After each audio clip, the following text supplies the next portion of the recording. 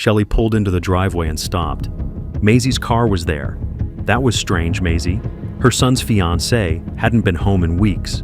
Shelley stepped out, scanning the quiet street. She walked toward the house and noticed the front door wasn't shut. It hung slightly open, swaying just enough to creak against the frame. She called out, but no one answered. Inside, the silence pressed in on her. Then she saw it. Something on the floor just beyond the entryway. A faint trail, almost like someone had carried something through the hallway and left marks behind. Her chest tightened as she followed slowly, each step heavier than the last. The marks led toward the bathroom at the end of the hall, and what she found inside would stay with her for the rest of her life. From Shelley's later interview, her voice was steady, but her eyes gave away the memory. I thought maybe he had smashed something again, but when I reached the bathroom door, what I saw was unimaginable. That was the end of one life, and the final turning point in another, and the man at the center of it all was her own son. But this story didn't begin on that quiet afternoon. It began years earlier, from the moment he came into the world, a boy shaped by the choices, mistakes, and fears that surrounded him, and the danger that would grow from it. This is the story of Derek Leitz, the boy who terrified even his own mother. But before we begin, if you find this video interesting, please give it a like at the end and tell me what you think about the case. It really helps the channel. And don't forget to subscribe for more, thank you. This video is created solely for educational and documentary purposes. It does not endorse, glorify, or condone any of the criminal actions or individuals described in this case. Viewer discretion is advised. Derek Leitz was born on November 13, 1991, in the quiet city of Marshfield, Wisconsin. For his mother, Shelley, it was a life-changing moment, one she hadn't been ready for. At the time, Shelley was just 19 years old, in her first year of nursing school. She had plans, ambitions, and a vision of what her early adult life might look like. But those plans were cut short the day she found out she was pregnant. The child's father wanted nothing to do with it. When Shelley told him, he walked away and never came back. That left her facing the reality of becoming a single mother before she'd even finished her first semester. Still, Shelley decided to keep the baby. She told herself she could handle it. And when Derek was born, she believed she had made the right choice. She adored him from the start, doting on him and cherishing the small milestones that came in those first weeks. But when Derek was just 7 weeks old, everything nearly collapsed. He developed a severe respiratory virus and pneumonia, so serious that doctors weren't sure if he would survive. His condition deteriorated quickly, and every minute mattered. Shelley watched in panic as her tiny son was loaded into a medical helicopter and airlifted to a hospital in Minnesota. The ride was agonizing. Shelley could only sit there, staring at him, praying he would hold on. Against the odds, Derek pulled through. The doctors called it a remarkable recovery. Shelley called it a miracle. But that miracle changed something deep inside her. From that point forward, she lived with a constant fear of losing him, and that fear would shape the way she raised him for years to come. She decided Derek would get whatever he wanted, whenever he wanted it. There would be no strict rules, no punishments, just love, protection, and indulgence. She thought she was giving him the best start possible, but what she didn't see was that she was also laying the foundation for a dangerous pattern. At first, things seemed normal. Derek grew into a lively toddler. He played in the park, learned to ride a bike, and laughed easily. But even then, there were signs. One day, Shelley took him to the mall to buy groceries. As they passed the toy department, Derek spotted a bright red toy truck. His eyes lit up, and he ran straight to the shelf, grabbing it in both hands. "Mommy, I want this one," he said, holding it out to her. Shelley shook her head gently. "You already have trucks at home, Derek. We're here for groceries, not toys." But Derek didn't move. His little hands tightened around the truck. "I want it," he said again, louder this time. When she reached to put it back, he snapped. He hurled the toy to the ground, smashing it against the floor again and again until it cracked and splintered. People stopped to stare. Shelley tried to calm him, but he glared up at her, red-faced, and said, "If you don't buy me one, I'll break another." The scene was embarrassing, but more than that, it was telling. Shelley had a choice in that moment: set a boundary or give in, and she gave in. She bought the truck he had broken and another just like it, hoping it would stop the tantrum. Derek learned something that day. If he pushed hard enough, he would get his way. And once he learned that, he used it. It didn't stop at tantrums. As he grew older, Derek began showing aggression toward other children. Sharing was out of the question. If someone touched his things, he would lash out, sometimes physically. There was one visit from a classmate that stuck with Shelley. Derek had taken out his toy cars, not to play with them, but to line them up in a perfect row, as he always did. When the other boy reached for one, Derek exploded. He shoved the child to the floor, yelling, "Those are mine! You can't touch them!" Shelley rushed in, separated them, and brushed it off as a minor incident. Looking back, she admitted she should have done more. But at the time, she saw Derek's odd behaviors as harmless quirks. He didn't just line up his toys. He never actually played with them the way other kids did. He would set them out, stare at them in silence, and then pack them away again. And when it came to food, he refused to eat with his hands. Even snacks like chips or sandwiches had to be eaten with a fork. Shelley would tell people, "He's just different, quirky." She never thought it might be something that needed professional attention. She never thought these were warning signs. And so the pattern continued. A childhood with no real boundaries, no consequences, and no intervention. And with each passing year, Derek's behavior became harder to control. When Derek was 9, Shelley began seeing a man named Robert. They had been dating for several months, but she kept him away from her son. It wasn't that she didn't want them to meet. It was that she was afraid of how Derek might react. Eventually, she decided it was time. Robert came over one afternoon, and Derek stood in the living room, sizing him up. Robert walked straight toward him, reached out, and without a word, parted the boy's hair to check his scalp. Shelley frowned. "What are you doing?" Robert smirked and said, "Looking for the mark of 666. It was meant as a joke, but Shelley didn't laugh, and Derek didn't smile. In fact, Robert's very first act was to brand Derek as something to be wary of, and Derek remembered it. From that moment, their relationship was uneasy. When Robert eventually moved into the house, he brought with him a completely different approach to parenting. He believed in discipline, clear rules, and structure. He wanted Derek to follow instructions without question, and he enforced those rules with an iron hand. But Derek had spent his entire life with no boundaries, so this new order felt like an invasion, and he pushed back. Robert would tell him when to wake up, when to do his homework, and what chores to complete. Derek would challenge every instruction. Shelley was caught in the middle. She wanted peace in the house, so she tried to smooth things over, telling Derek one thing in private and letting Robert think she agreed with him in public. But those mixed signals gave Derek exactly what he wanted, a way to manipulate the situation. He learned that if he waited for Robert to leave the room, his mother would undo whatever rule had just been set. The real breaking point came one Christmas morning. Derek had been asking for a PlayStation for months, and Shelley had managed to get one for him. She placed it under the tree, excited to see his reaction. That morning, Derek rushed downstairs in his pajamas, ready to tear open his presents, but Robert stopped him. "First, we have breakfast together as a family," Robert said, sliding a plate of scrambled eggs in front of him. Derek hated eggs, he said so, but Robert insisted, "You don't leave the table until you finish them." So Derek sat and sat. The plate went cold, and the morning dragged on. He didn't eat a single bite. By the end of the day, he still hadn't touched his presents. Shelley watched it all, torn between frustration with Robert's rigidity and fear of Derek's reaction. That night, Derek went to bed without gifts, without food, and without joy. The next day, Robert was gone for work. Shelley approached her son, apologizing for what had happened. She told him he could open his PlayStation now.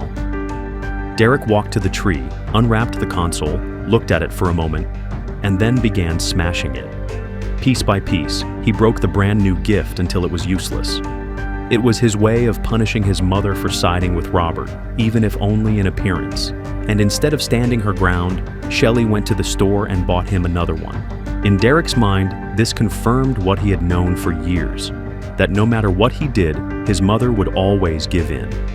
The years that followed saw the tension between Derek and Robert grow sharper. Arguments turned into shouting matches, and shouting matches sometimes turned into shoving or worse. Derek was no longer a small boy who could be controlled by words alone, and Robert was no longer willing to back down. By the time he entered his teens, the battles between Derek and Robert were a regular feature of life, each one pushing the family further toward a breaking point. As the years passed, Shelley knew something had to change, so she made a decision she had put off for far too long. She booked an appointment with a therapist. In her mind, this would be the first step toward helping her son, a chance for a professional to understand his behavior and guide them toward solutions.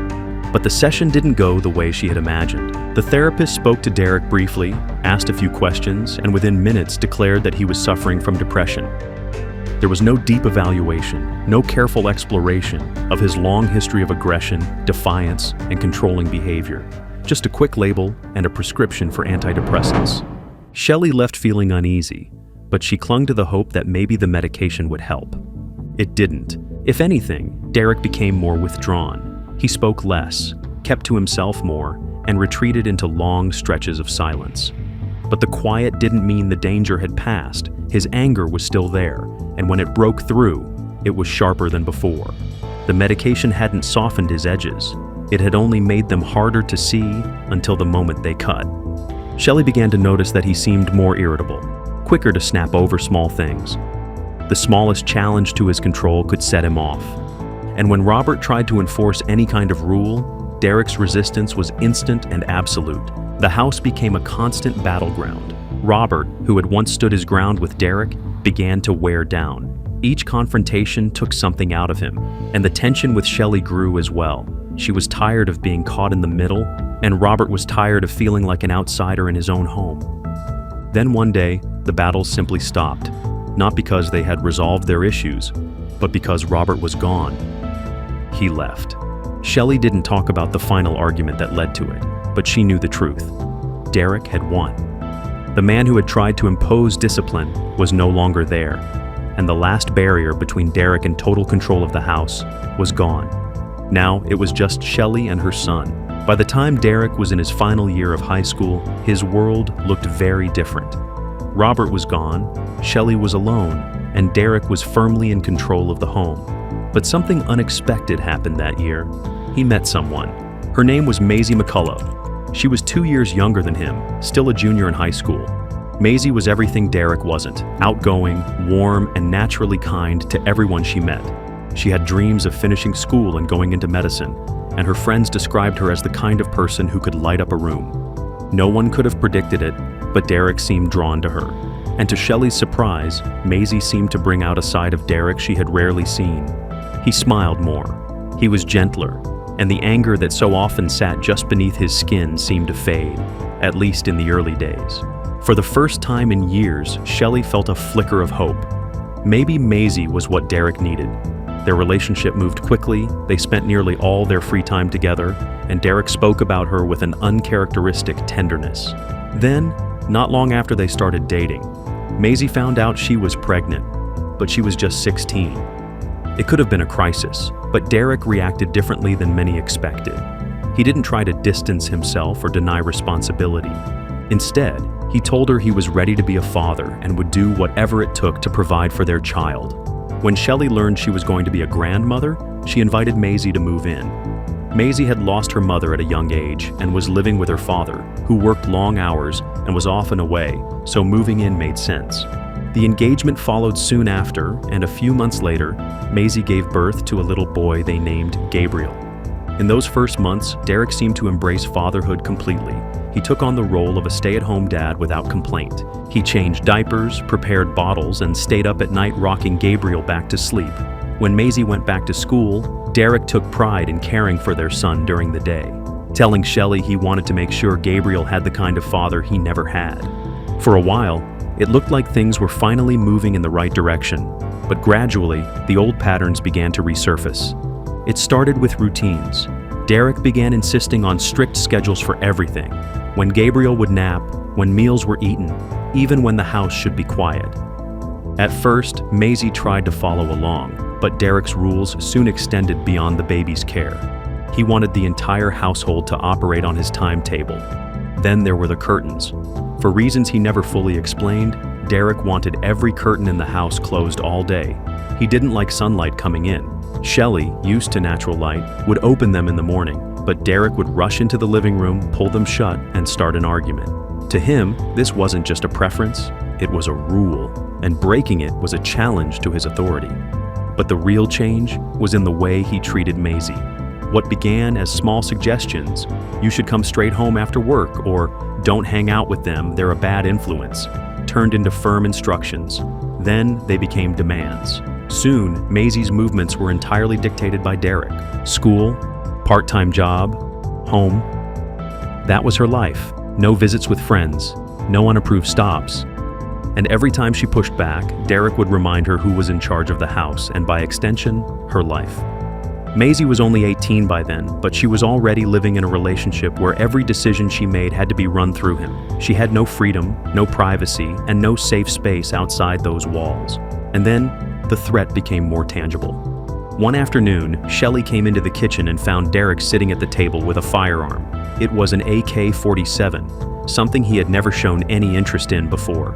She froze, staring at the weapon, and asked him what was going on. Derek didn't hesitate. He looked up at her, expression flat, and said, "You'd better sleep with one eye open because one night I'm going to shoot you or slit your throat." The words landed like ice in her chest. Shelley had always known Derek's temper was dangerous, but in that moment, she realized he was capable of more than angry outbursts. He could act on his threats. When he was out of the house, she took her first concrete step to protect herself. She had a deadbolt installed on her bedroom door, not for privacy, but for survival. At night, she locked herself in, listening for his footsteps in the hallway, wondering if this would be the night he followed through. Her fear deepened a few months later while she was in the hospital for gallbladder surgery. She had left her Labrador, Lucy, at home under Derek's care. Lucy had been with Shelley for years, well-trained and obedient. When Shelley came home, Lucy was gone. She asked Derek where the dog was, and he replied without emotion. Lucy had run into the road, been hit by a car, and later died at the vet's office. He claimed the vet had cremated her, and he'd disposed of the ashes, but Shelley didn't believe him. Lucy wasn't the kind of dog to bolt into traffic, and the casual way Derek told the story, without any trace of sadness, made her certain he was lying. She suspected he had gotten rid of Lucy deliberately, maybe to hurt her, maybe out of pure irritation at the mess a dog makes. But as always, Shelley said nothing. Confronting Derek no longer felt like an option. It felt like a risk she couldn't afford to take. By the end of that summer, Maisie could no longer pretend things would get better. The control, the arguments, and the constant surveillance had drained her, and she was starting to imagine a life beyond Derek's reach. So one morning, when Derek was away, Maisie quietly packed some of her belongings. She didn't take Gabriel with her, not because she didn't want to, but because she believed he would be safer if he stayed with Shelley for the moment. Maisie told herself this was temporary, that she would figure out a plan and return for her son once she had a safe place to go. When Derek came home and realized Maisie was gone, his response was immediate and unnerving. He walked through the house, pulling the curtains open, a deliberate reversal of the rule he had always enforced. And as he moved from window to window, he kept saying the same thing over and over, "I won't let another man be the father of my son." His voice wasn't loud, but it carried a weight that made Shelley's stomach knot. She knew that when Derek repeated himself like that, he was locked into a thought he couldn't or wouldn't let go. Unsure what to do, Shelley called Robert, her former partner, and told him what was happening. Robert listened quietly and then gave her advice she didn't want to hear. He told her to leave Derek alone, to avoid provoking him, and to give him space. Shelley hung up feeling no safer than before. The house felt colder now, and Maisie's absence left a kind of silence that wasn't just empty, it was dangerous. Then, on the evening of September 7th, 2012, Shelley attended an Alcoholics Anonymous meeting. It was something she had been doing regularly, a way to manage her drinking and to carve out a small piece of life outside Derek's control. When she returned home, she noticed Maisie's car parked in the driveway. It struck her as odd. Maisie hadn't been living there for weeks. She stepped out of her own car and walked toward the front door. It wasn't closed, instead, it hung slightly ajar, swaying with a faint creak each time it moved against the frame. Inside, Shelley called out, but no one answered. Then, as she stepped into the hallway, her eyes caught something on the floor, faint marks, dark and uneven, stretching toward the back of the house. She followed them, her chest tightening with every step. They led to the bathroom door. and when she pushed it open, she found Maisie inside the bathtub, unresponsive. Shelley froze. Her mind tried to reject what she was seeing, but the stillness in the room told her this was final. Derek and Gabriel were nowhere to be found. Shelley's hands shook as she reached for the phone and dialed 911. Her voice cracked when she told the dispatcher what she had discovered, but when they asked who might have taken Gabriel, her answer was certain: "My son, Derek, he's got him." That call set off a chain of events that would grip the small community and bring law enforcement into a tense search, not only for a missing child, but for the man Shelley feared most. Why is that? I don't know where he is. I've never not known where he is. Well, it's like, what does it matter what my birthday was or what I used to do for a job? The moment Shelley told police that Derek had taken Gabriel, the response was immediate. An Amber Alert went out across Wisconsin, broadcasting Derek's description, Gabriel's photo, and the vehicle they were believed to be traveling in. The alert lit up phones, highway signs, and television screens, and the search began before the night had even settled. Law enforcement worked through the dark hours, fanning out into neighboring counties, checking gas stations, motels, and back roads. Patrol units ran license plate checks while detectives traced calls and monitored bank activity, but Derek seemed to have vanished into the night. Then, just before dawn, at around 5 a.m., a call came in from a motel clerk in Wisconsin Rapids. The man on the line said he had checked in a guest who matched Derek's description, and the guest wasn't alone. A small child had been with him. Within minutes, the quiet motel parking lot filled with squad cars. Officers moved into position, surrounding the building and blocking the exits. They fully expected a standoff. Derek was known to own weapons, and given the violent scene they had just responded to, no one could be sure how he would react when cornered.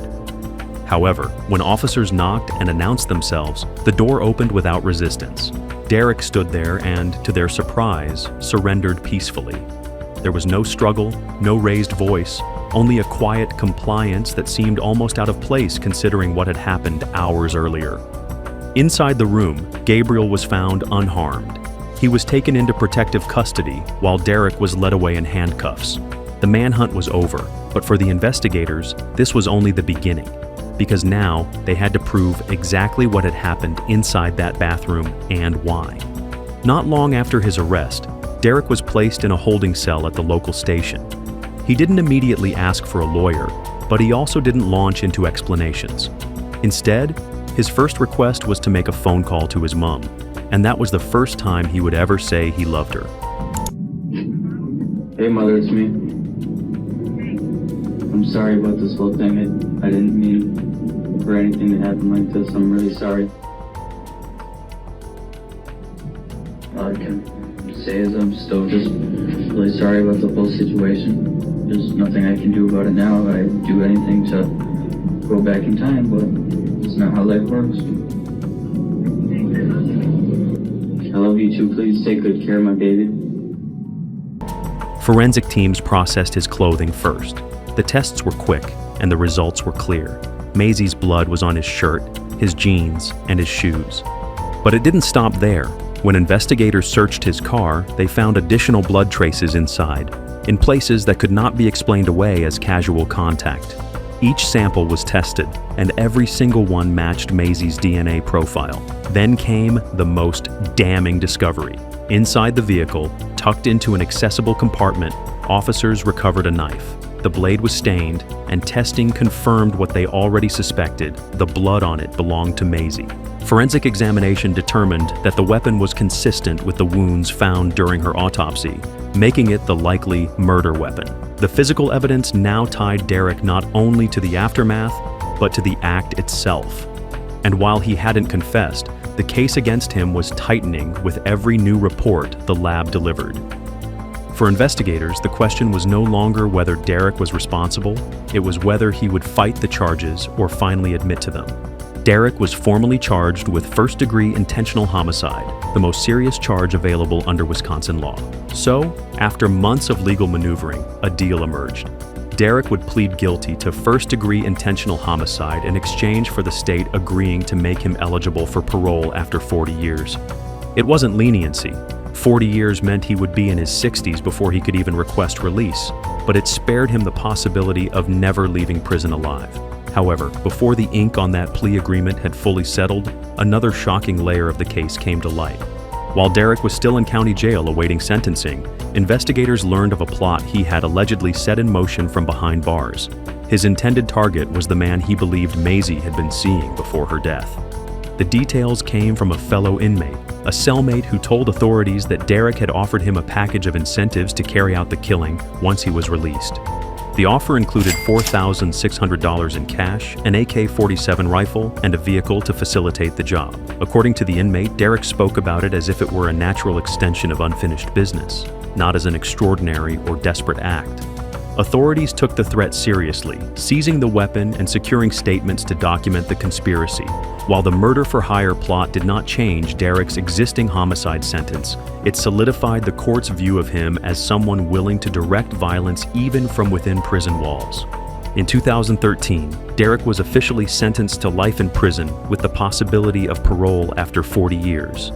And with that judgment, he was transferred into the state correctional system, no longer just a son or a father, but an inmate identified by a number, beginning a sentence that could last the rest of his life. In the weeks after sentencing, the court finalized arrangements for Gabriel. Shelley was granted full custody of her grandson, and with that came a quiet determination to shield him from the chaos that had surrounded his early years. She moved away from the public eye, avoiding interviews and steering clear of the kind of media coverage that had kept Derek's name in the headlines. Life became about stability. Shelley focused on routines, on keeping Gabriel in school, and on ensuring he had the kind of structure Derek never seemed to accept. She avoided places where memories of that day might resurface, and she admitted in later conversations that she had never once visited Maisie's grave. The thought of standing there, with all that history between them, was something she couldn't bring herself to face. Her only public return to the story came years later, in a single televised appearance on Evil Live's Here, My Son's Prisoner. She sat in front of the cameras, her voice calm but her eyes heavy, and told the story from the beginning, not as a true crime headline, but as a mother who had lived it. In the end, the question still lingered.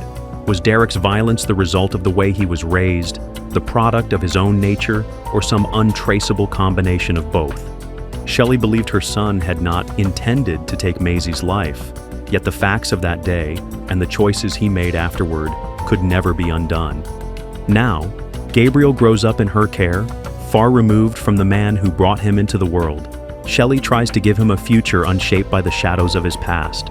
But the damage left behind is something that can't be fully erased. For those who knew Maisie, her absence is still felt in the smallest, quietest moments. And for Shelley, every day is a reminder that sometimes the greatest threat can come from the person you once loved the most. So now we want to hear from you. What do you think could have been done to prevent a tragedy like this? Do you believe the way Shelley raised Derek played a role, or was it something deeper, something no one could have stopped? Share your thoughts in the comments section. We read every single one of them. And if you found this story as unsettling as we did, don't forget to like this video and subscribe for more true crime stories just like it. Until next time, stay safe, and we'll see you in the next video.